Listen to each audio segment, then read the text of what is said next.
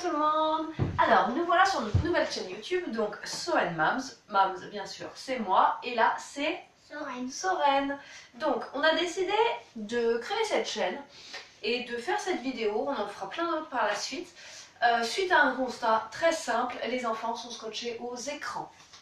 Tablettes, consoles, télé, ordi, téléphone, il y en a partout, tout le temps.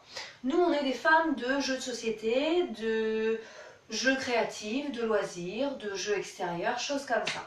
Et on s'est dit que ça serait quand même vachement bien de pouvoir vous en présenter un régulièrement, soit des activités de loisirs extérieurs, soit des jouets, soit des jeux. En plus, il y a quand même Noël qui approche, donc ça pourrait être quand même pas mal. Donc, aujourd'hui, on a décidé de vous présenter un jeu de société qui s'appelle Une saison au zoo. Les soigneurs. Le jeu du soigneur que Soren a eu il y a maintenant un an, parce que Soren est né au mois de décembre. Donc il l'a eu il y a à peu près un an pour ses 7 ans. Donc c'est un jeu qui coûte 23 € qu'on trouve partout. Dans les jeux, dans les magasins de jeux, Oxybul, Toys R Us, ou sur internet aussi, dans les Amazon, les choses comme ça. Pickwick, tout à fait, t'as raison. Donc c'est un jeu qui est hyper facile à jouer. Donc on vous l'a mis ici. Donc vous voyez, c'est un plateau tout simple qui se plie en deux. Les petits pions, on les pose. Chaque enfant prend une mission. Donc sur la mission, il a par exemple, il doit aller voir qui, Soren? Le tigre blanc et la girafe. Voilà. Donc le but c'est, je tire les dés, j'avance sur le petit plateau, j'arrive sur des empreintes. Qu'est-ce que je fais? Je prends une carte empreinte. Je suis sur une empreinte verte, mon collègue me lit la question verte. J'ai bon, je continue à jouer. J'ai pas bon, je m'arrête. Et si j'arrive sur un enclos, on prend une petite question enclos et on lit. Selon le nombre du dé qu'on a fait, on lit le numéro de la question. Très simple. Une fois qu'on est sur son enclos, on répond à la question enclos. Si on a bon, c'est validé. C'est un jeu très simple qui dure entre... Ah ouais, il y a coccinelle aussi. On peut tomber sur des cartes coccinelle, mais là c'est plus... relance ton dé. Faut que tu te rendes quelque part, par exemple. Faut que tu ailles quelque part. Faut lui donner à manger, tu vas. Voilà, c'est ça. Donc c'est un jeu qui est facile à jouer. Ça dure les 10-15 minutes grand maximum. Vous pouvez jouer jusqu'à 6. Point négatif, qu'est-ce qu'on a? Faut savoir lire. Donc deux enfants qui ne savent pas lire ne peuvent pas jouer ensemble, il faut qu'il y ait un adulte dans le coin. Soren, ça lui est arrivé de jouer avec sa sœur, mais du coup, il fallait qu'il y ait un adulte de présent parce que elle ne sait pas lire à l'école maternelle. Donc voilà, c'est le seul petit... Enfin non, c'est pas le seul d'ailleurs, petit bémol. C'est un jeu qui a été fait donc avec le Zoo de la Flèche. En partenariat, je pense, avec le Zoo de la Flèche.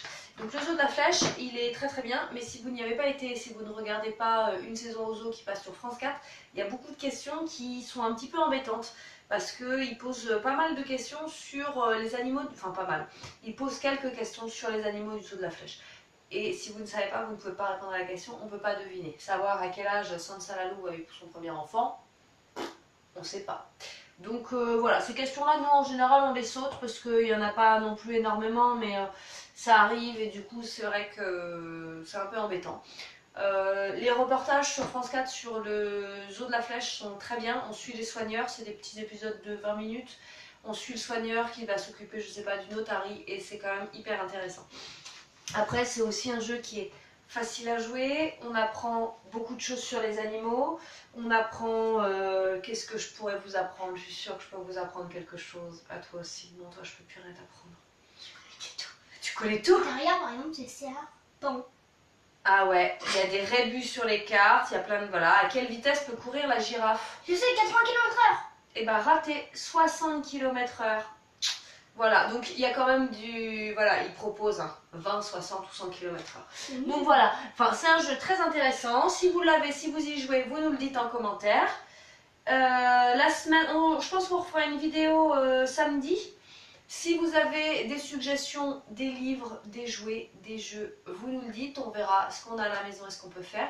Sinon, je pense qu'on va vous présenter le Monopoly enfant.